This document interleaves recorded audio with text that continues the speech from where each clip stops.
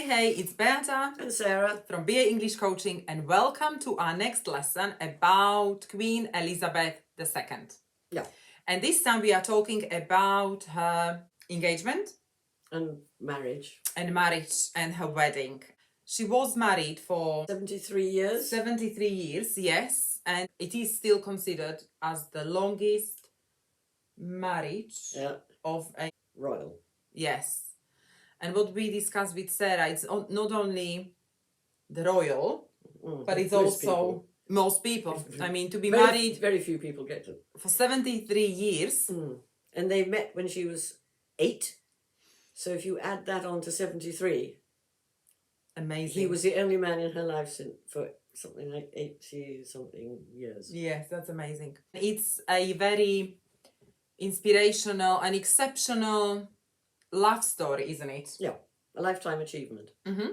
And also you can practice your pronunciation, expression, intonation and speed, because you can repeat after Sarah. And then we've got some idioms for you prepared with the meaning and with some examples. What did she say about Prince Philip? Quite recently, she said, "He has quite simply been my strength and stay all these years." So as we said, they were married for 73 years. Yeah. What does she mean by stay? A solid presence, a comfort, a support. He did a very good job. He died recently. We did a separate video about him, so you can learn more about this. Yes, she's a spectacular woman, but he was a charismatic, gorgeous, attractive man, we think, with Sarah. Yeah, with a nice sense of humour.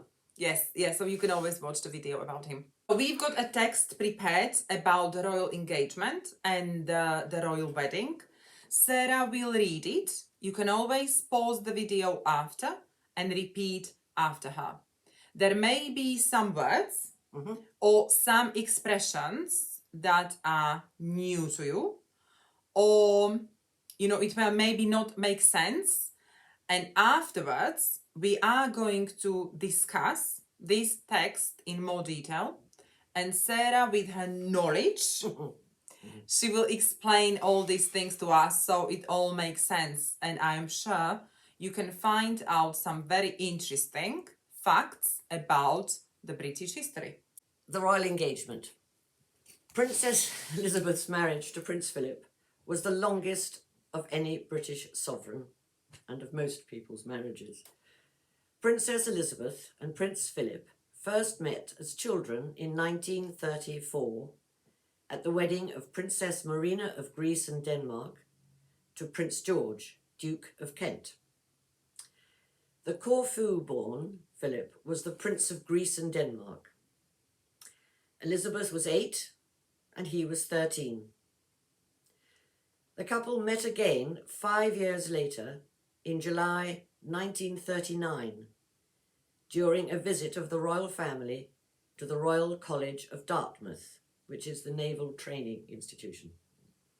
Philip, a naval officer, was asked to entertain his cousins, Princesses Elizabeth and Margaret.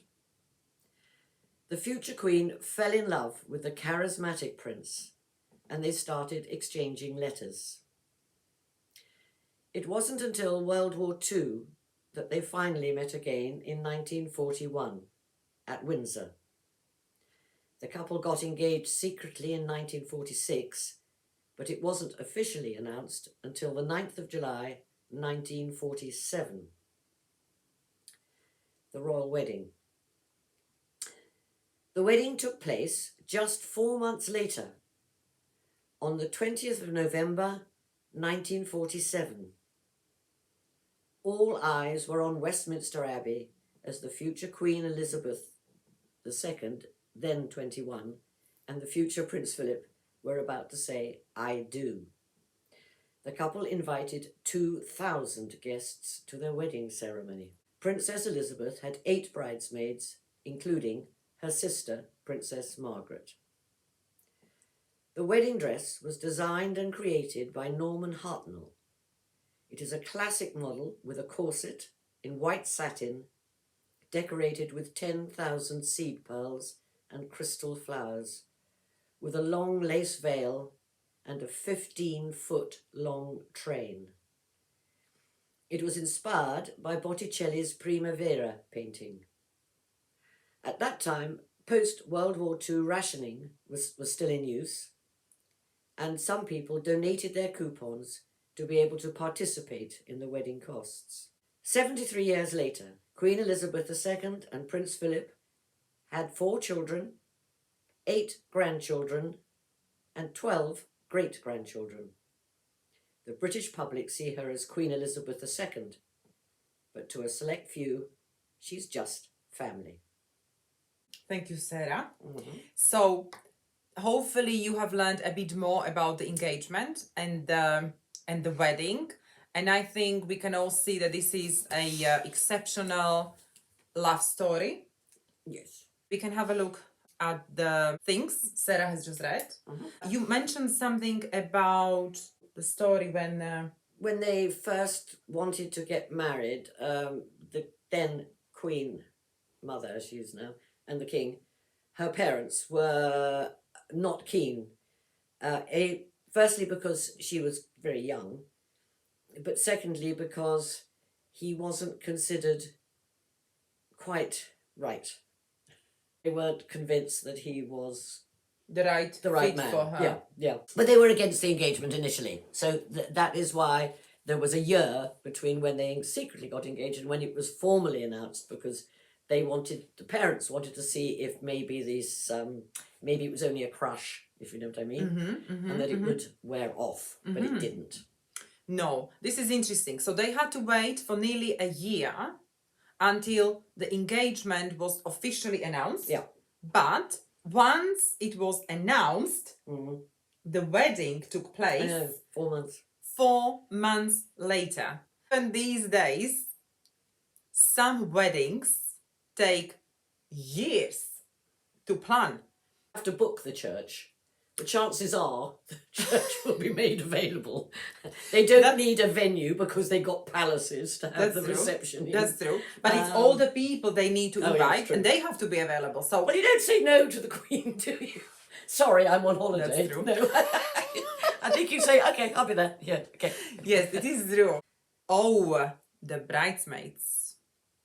She had 8 bridesmaids. A parish priest knows one of the bridesmaids, and he actually saw her last week, and he told me about it, and I was like, oh, can I see her?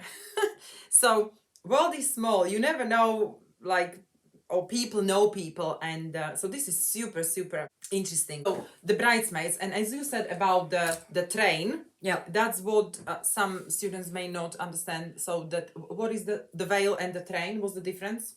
Oh, the veil goes over the face. The train goes back behind you down the aisle of the church, held or supported by the bridesmaids. That's what they're for. And as you said, they had to rehearse.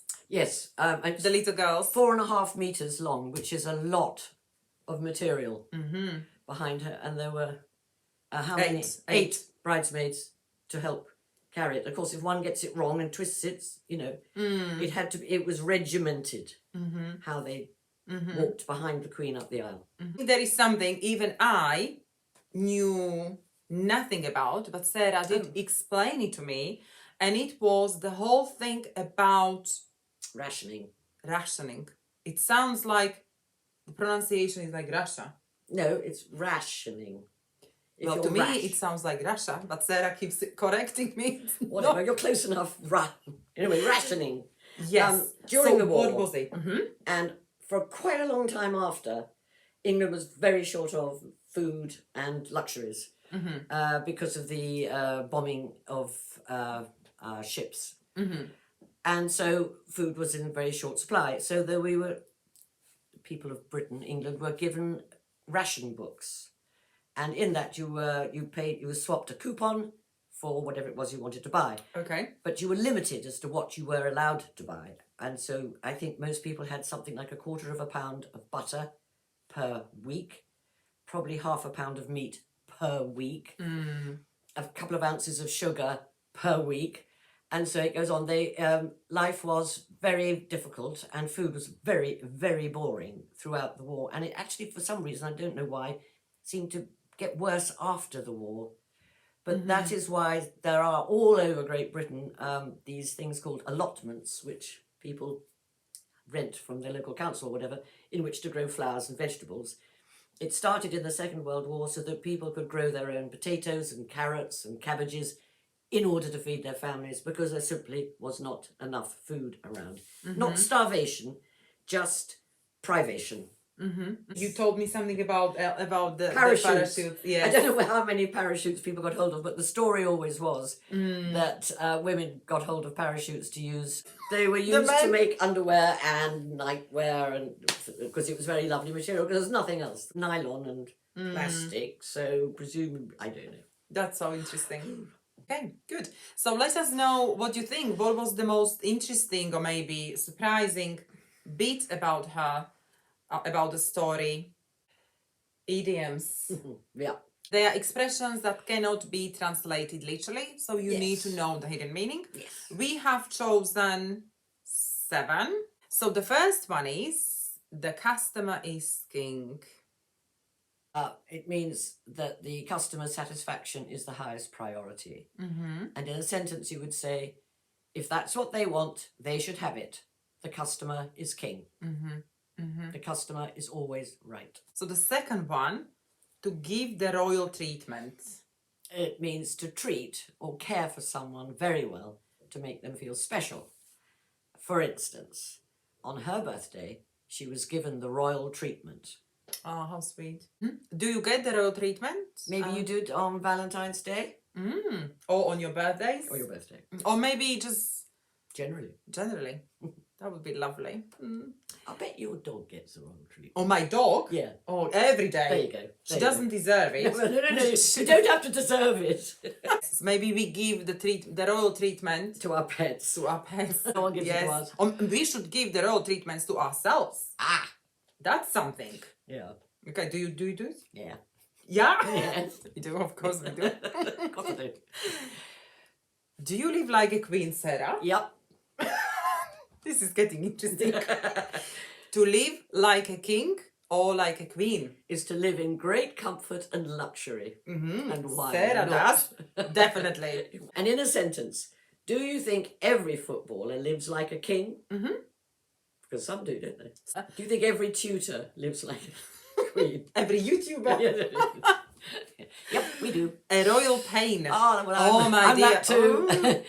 An extremely annoying, tedious person or thing. Someone who gets on your nerves. And in a sentence it would be, I don't want to invite him.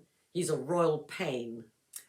This is what I have written, but then Sarah continued on this. And what did you say? Oh, if he comes to the party, he'll arrive drunk. He'll insult the hostess. He'll spill his wine over the white carpet. Yeah, that's a royal pain. Fit for a king or a queen. Of a very high quality. The hotel room was superb. It was fit for a king. What else can be fit for a king? Hotel, house, meal? Yeah. Clothes? Yeah. To build castles in the air. I think we all do it sometimes. We are daydreaming about unattainable things. Things we probably aren't going to ever get, but we can dream. I spent my weekend building castles in the air, but did nothing. So how often do you build castles in the air? Do you? Yeah, do you build we all do. Yeah. Yeah. Hopes and dreams. Yes, I think it's good. In the crown. Sarah likes this one. The most attractive, valuable or successful part of something. For instance, she has been the jewel in the crown in the show. Yes, and you know, as always, like, yeah, I know something. Oh, I know the history behind this. You know the history behind this. Well, yeah, originally I think it referred to India when it was part of the British Empire. It was the jewel in the Queen's crown, literally, in a way. That was the most precious part of the British Empire. So we've had 7 idioms now. Please remember them, learn them, use them in your language, and you will definitely sound more authentic, Yeah. more English, more natural, and you will impress people. So if you have enjoyed this lesson, please like it, share it, and subscribe to our channel.